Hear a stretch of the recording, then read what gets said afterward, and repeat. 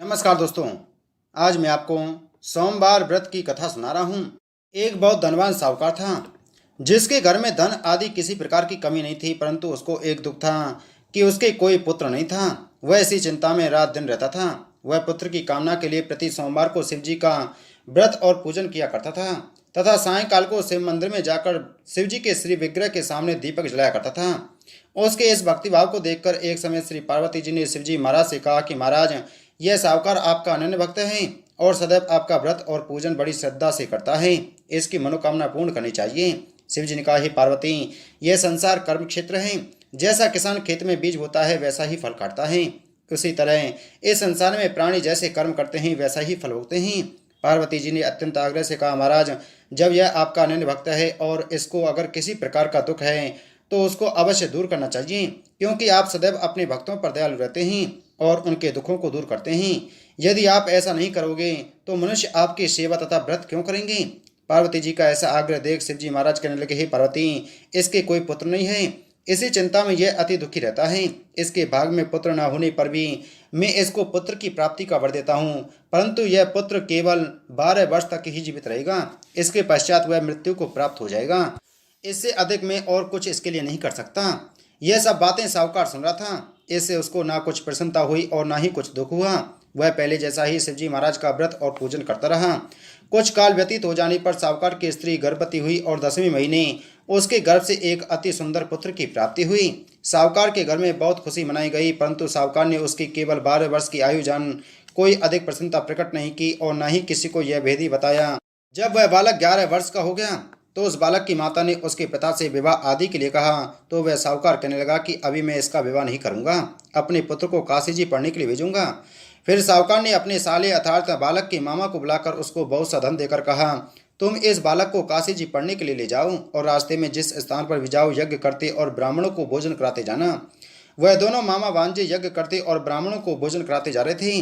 रास्ते में एक शहर पड़ा। उस शहर में राजा की एक कन्या का विवाह था और दूसरे राजा का लड़का जो विवाह कराने के लिए बारात लेकर आया था वह एक आंख से काना था। उसके पिता को इस बात की बड़ी चिंता थी कि कहीं वर को देख कन्या के माता पिता विवाह में किसी प्रकार की अड़चन पैदा ना कर दें। इस कारण जब उसने अति सुंदर सेठ के लड़के को देखा तो उसके मन में विचार आया कि क्यों ना दरवाजे के समय इस लड़के से वर का काम चलाया जाए। ऐसा विचार कर वर के पिता ने उस लड़के और मामा से बात की तो वे राजी हो गई। फिर उस लड़के को वर के कपड़े पहना तथा घोड़ी पर चढ़ाकर दरवाजे पर ले गए और सब कार्य प्रसन्नता से पूर्ण हो गया। फिर वर के पिता ने सोचा कि यदि विवाह कार्य भी इसी लड़के से करा लिया जाए तो क्या बुराई है। ऐसा विचार कर लड़के और उसके मामा से कहा, यदि आप फेरों और कन्यादान के काम को भी करा दिए तो आपकी बड़ी कृपा होगी, मैं इसके बदले में आपको बहुत कुछ धन दूंगा।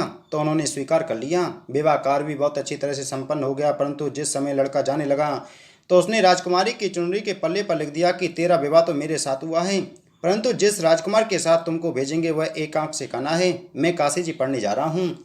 लड़के के जाने के पश्चात राजकुमारी ने जब अपनी चुनरी पर ऐसा लिखा हुआ पाया तो उसने राजकुमार के साथ जाने से मना कर दिया और कहा कि यह मेरा पति नहीं है, मेरा विवाह इसके साथ नहीं हुआ है, वह तो काशी जी पढ़ने गया है। राजकुमारी के माता पिता ने अपनी कन्या को विदा नहीं किया और बारात वापस चली गई।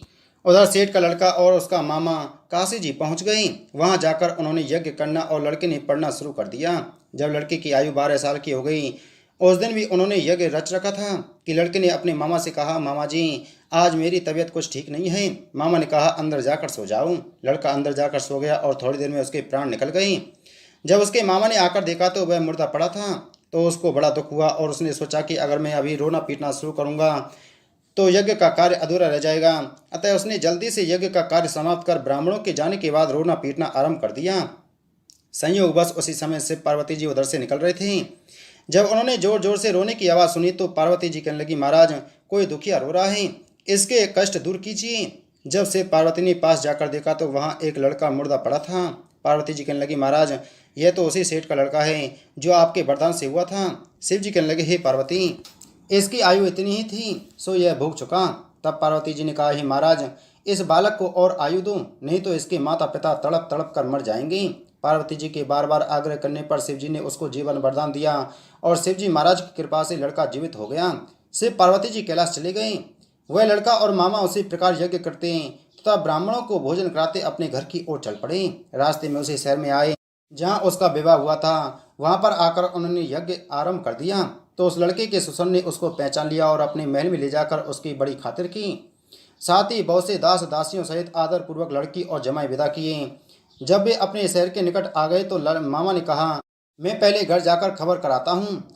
जब उस लड़के का मामा घर पहुंचा तो लड़के के माता पिता घर की छत पर बैठे हुए थे और यह प्रण कर रखा था कि यदि हमारा पुत्र सकुशल लौट आया तो हम राजी खुशी नीचे आ जाएंगे, नहीं तो छत से गिरकर अपने प्राण दे देंगे।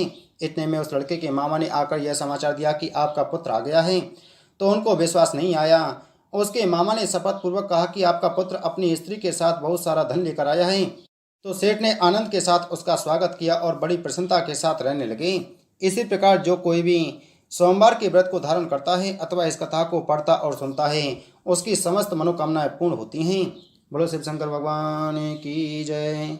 बोलो माता पार्वती की जय।